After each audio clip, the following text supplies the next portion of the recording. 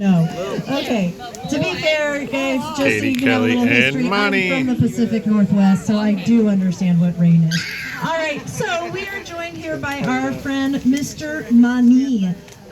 He is not actually a little peanut, which is what his name means, even though when we first met him, he was about the size of a peanut on an ultrasound. He is called a Tamandua. How many of you are familiar with the Tamandua? Okay, just a few. Okay, how many of you are familiar with the Tamandua?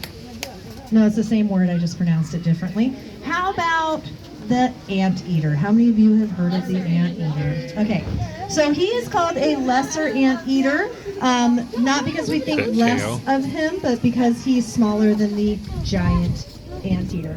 Now, both the giant Anteater and the Tamandua are from South America. A little bit of differences are, though, that this one is designed for being up in the trees. So he is an arboreal species, so he's really good at navigating all those trees and things like that. How many of you are good at climbing trees out here? Used to. How many of you? All right, usually it's the kids' hands that go up during this part of my conversation, right? As you grow up, it gets a little bit harder to climb a tree. Well, not for Tamanduas, because they have some great adaptations to help them get around in the trees. So one thing you might notice is his tail. He has got a prehensile tail. Now, does anybody know what it means to have a prehensile body part? What does it mean? Your hand went up so fast. It's like you can use it as like an arm. Ah, you can use it as an arm. So it's kind of like grasping, right? Like you can grab onto things. I thought you were just showing me your hand because you're like, yeah, I've got a prehensile hand. Look at this. So yes, prehensile is just a big word that means grasping. So there's a lot of animals at the zoo with different prehensile body parts, right? So he's got a prehensile tail. I don't know if he's going to show it off a little bit for you right now. So you can watch it wrap all the way around there. And he can hang from it. Don't worry, he's got muscles and tendons in that tail that he has designed to do that. Now, what animal at the zoo has a prehensile nose? Oh, your hand went up, but then you weren't sure, or were you just scratching your head? Do you know what it is? Do you need a hint? Biggest animal at the zoo. Oh yeah, so you knew it. It's the elephant. They have a prehensile nose. Okay, let's get a little bit harder here. What animal at the zoo has a prehensile tongue? Oh, it is, I heard it. It's the giraffe, or I would have taken as a bonus point. Oh, copy. Oh, copy. All right. So those animals have prehensile tongues to grab onto leaves and things like that off of branches. So different body parts to help them to get to their resources, right? Now this guy over here, Mr. Mani, can actually rotate his back ankles 180 degrees and climb headfirst down a tree, which is really important because that's where the predators are, right? You want to make sure you're not going somewhere you shouldn't be going.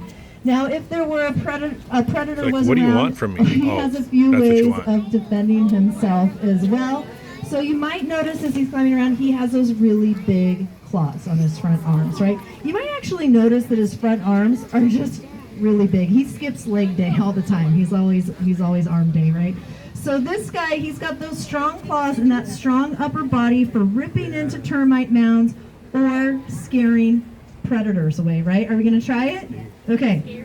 Now we're going to try this behavior. Kelly's been working on it. I do need the right response out of all of you, though, okay? So when he does this, it is not cute. I know you want to be like, oh, it's so cute, but it's not. You are scared. Scary. He's so threatening. Oh, big and scary.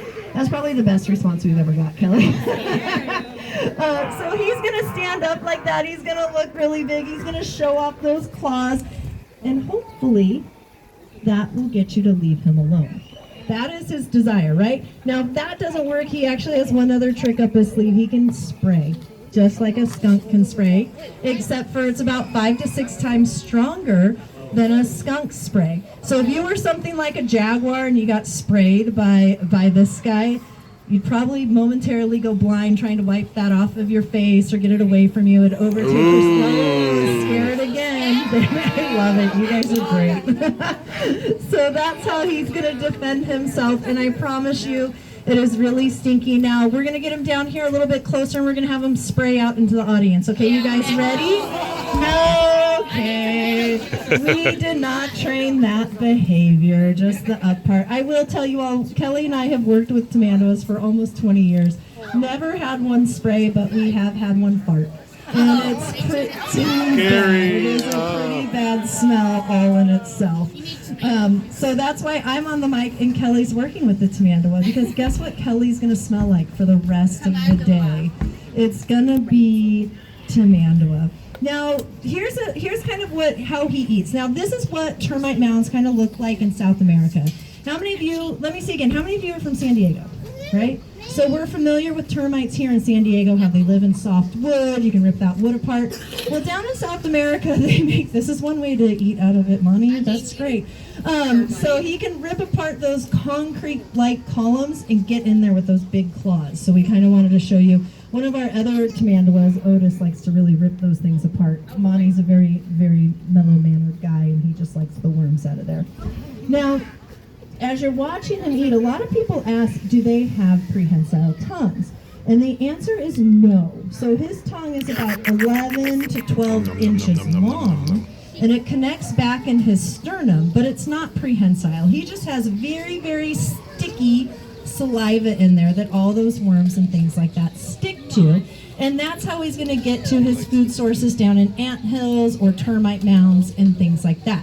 So he's got that very, very sticky tongue, and sometimes when he sticks his face right into an ant hill, he ends up with ants all over his body, but luckily that tongue is so long he can just lick it all off of his body. There you go, perfect. I know, we're lined up, right? You're right on time, Kelly. I don't know if any of you saw when she was doing, did you guys see the saliva in there? How sticky it got afterwards? It is so gross. It's like super glue on your hand. It is disgusting. Mr. Monty, he is doing really well. Now, a little bit about what we're doing with Monty and Monty's job here at the zoo. He is part of our SSP program. Have you guys heard of this today? Anybody done the bus tour? Heard about the SSP? So, Species Survival Plan. So he has a lovely lady Tamandua that hopefully when he gets a little bit older, he will get to spend some romantic time with. But otherwise, right now, he is just kind of more interested in hanging out and playing with his lady friend. So hopefully as he gets a little bit older, we will get to see more baby Tamanduas, and he will fill that role in the SSP program representing his species, which would be fabulous.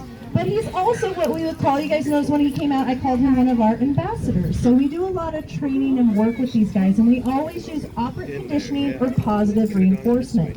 And I love talking about it. So you're going to hear Kelly ask him to do something. And then did anybody hear that clicking sound? It's not coming from Kelly's not actually making the noise herself. She has a clicker with her. And that click is telling Monty that he did the right thing and the reinforcer is on the way. So we give positive reinforcement for good behavior, we ignore bad behavior, and it works. That good behavior repeats itself, right? That's kind of the premise of how we do the work here. Now, I love talking about training because it works. How many of you have kids? Do we train our kids? I mean, yeah, we potty train and we do things, right? We give them rewards. We just usually don't use a clicker. How many of you all have jobs? Do we get rewarded? Yeah, if we didn't get paychecks, would we keep going back? Right? It's kind of the same idea. Now, here's the question. Oh, buddy. Nice roll. How many of you have grown-ups at home? Anybody here have a home? Yeah? Did you guys know you can train your grown-ups? Do you want to know how to train your grown-ups? Do you want to know the secret?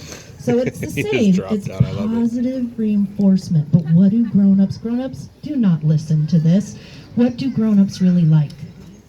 When you do something fun and you liked going somewhere, like say your grown-ups took you to the zoo and you had a really fun day, you know what they like? Thank yous. They like thank yous and hugs. That's what grown-ups like. So make sure you give them a big thank you and hopefully they'll bring you back again. All right, you guys. Now, Monty's doing great. Nobody saw anything happen over here. It was totally not yet trustful. Kelly, you failed as trustful. All right. So, surprisingly, you guys, our boreal species, they fall. It's a thing. It's a thing that happens. That was just Luckily, it's a enrichment. short one. Yeah, Just enrichment. that happened. All right, so that means I have some time to answer some questions. Is there anything anybody wants to know about tamanduas? Yes. Why are their tongues so long? Why are their tongues so long? So have you ever, here's what I'm going to tell you to do. When you are done with this presentation, go into the downstairs area of our spineless marvels over there, and you can see what an ant tunnel and anthill system looks like from the inside. So that tongue has to go all the way down in there to get the ants out. So that's why he's got a really long tongue. Yeah. What's your question? Why do they have a long tail? Better to hold on to trees with, my dear. So it's kind of like having an extra hand. How many of you guys like playing on, look, we have a volunteer bird eating all the bugs over here. How many of you guys play on the playground? It's a cleanup right? crew, the birds you're And talking pretty about. fun to like climb across the bars and things. If you had one more hand, how fast would you be getting across that playground, right? It'd be pretty great. And that's kind of what his tail does too. It helps him to get to resources and places all over in his trees. Who else? Who else had a question? Yes. So I see he looks like he has a light vest and some of them have a darker vest. What's up with that? Yes, what is up with that? It's just the coloration of this tamandua. So what our friend here was talking about is there's different coloration or patterns of tamanduas. We do have quite a few tamanduas here in Basecamp, and all of them look a little bit different. Some of them have a darker vest or tuxedo pattern on them. And Mani happens to be the perfect combination of his mom and dad. His dad had a very dark vest, and his mom was very blonde, and so he kind of got that little combo of the two. So that's just a different coloration of this animal. Yeah, go for it. How long do they live in captivity? Oh, how long did, my favorite question that I wish the answer was forever. I wish that was the answer. Unfortunately, it's not. So usually these guys in a rainforest setting where there's going to be predators and there's going to be all kinds of things happening might live to be about 8, maybe 10 years old or so.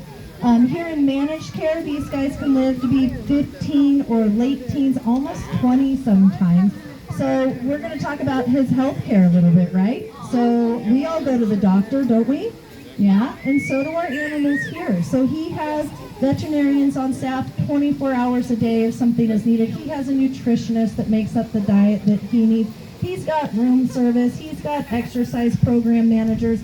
He even partakes in physical therapy. So and some of our animals here at the zoo even get acupuncture, which is pretty amazing. So these guys have a great healthcare system in place for them. Mine's not the same, but theirs is pretty awesome. All right, you guys, well, we're probably going to be making our way back inside. I will stay out and answer any questions anybody might have about our tamandua friend or Kelly. But I want to say thank you for being allies for wildlife. We couldn't do what we do here without you. So thank you for being here today, and I hope you enjoy the rest of your afternoon. What is your question, dear?